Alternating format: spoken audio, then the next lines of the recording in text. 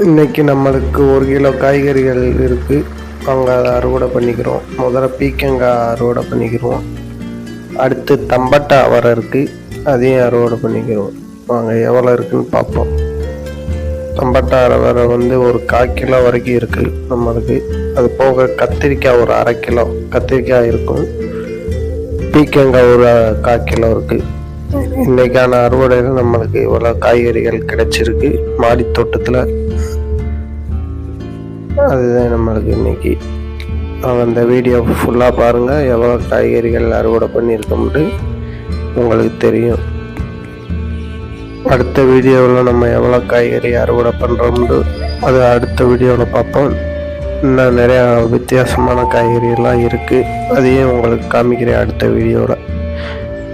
அதுக்கு நன்றி.